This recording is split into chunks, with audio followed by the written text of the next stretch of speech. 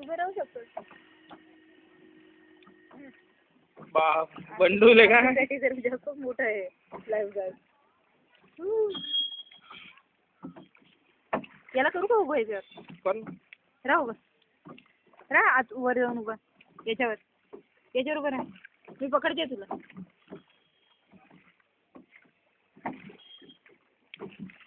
हा. पडतो म्हणे आता तू. नाही पडत. नाही पडत रे. मज्जा येते ना. बोट इथून चाललो आपण.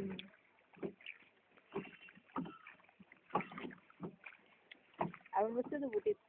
तुझं तेव्हाच फोटो आहे. हो बोटवाला होताना. बोटवाला. हो गम झालं. एनर्जी लेवल जरा जास्त होते ना. त्या हायेस्ट पॉइंट वर जरा जास्त मोठं चॅलेंज करून टाकलं आणि मग मध्ये जाऊन थांबून गेलो होतो आपण बराच वेळ.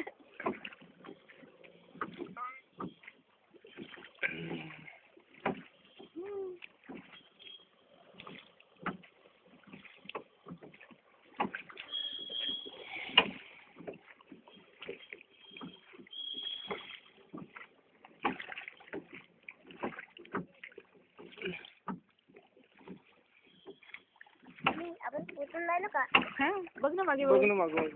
बघ मी पकडलेलं आहे तुला काही नाही वाटत. तू फिरलाय तरी चालतो. फिर मागून फिर मागे फिर. बघ आता.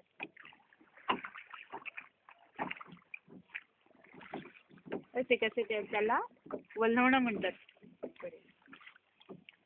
ते वल्हवतात दादा. पाणी कसं फेकतात ना त्याची.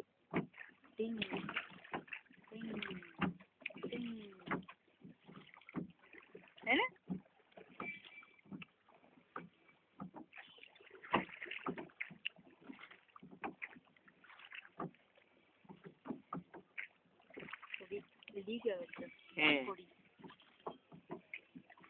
हळूहळू पाण्याची लेवल वाढून जाईल.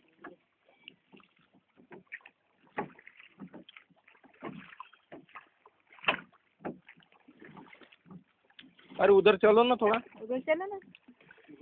नहीं जाता.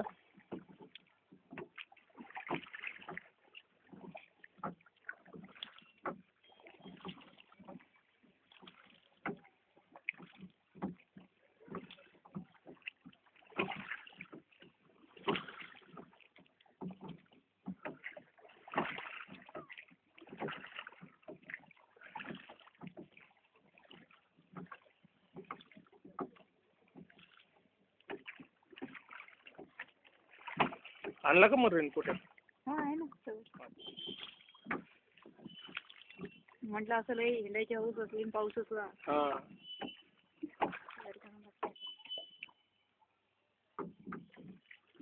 कशी वळली रे बोट. ती बोट दाबून चालते पाण्यावर कारण ते दादा ते वल्ल मारतात त्याला. आपल्याला लहानपणी असं नुसतं इमॅजिनच करायला भेटे. बसायला काहीच नाही भेटे. आणि बसलो समजा चुकून वाकून तर मग काही. आम्ही एका याच्यात बसलो होतो. अकोल्याजवळ आहे ना असं त्या प्रवरा नदीच्या पलीकडे एक देवीचं मंदिर होतं. तिथं एका बोटीत इतकी पब्लिक आणि प्रवरेचं पाणी होतं. अरे बापरे. आणि म्हणजे माहितीये ती बोट खूप मोठी होती. इथपर्यंत असं पाणी. ते स्टीमर वगैरे होतं? नाही अशीच बोटच. इतकी लोक आम्हाला बुडायची. आणि अशा ठिकाणी बोटी वगैरे खूप बुडतात. जत्रेची वेळ होती. कन्याकुमारीला बसलीस ना रॉक टेम्पलला? कन्याकुमारीला गेलेच नाही मी. नाही का? ते मानकर अंकलचे भाचा की काहीतरी US ला जाणार होता. त्याच्यामुळे आम्हाला ते कोडाई कॅनल आणि कन्याकुमारी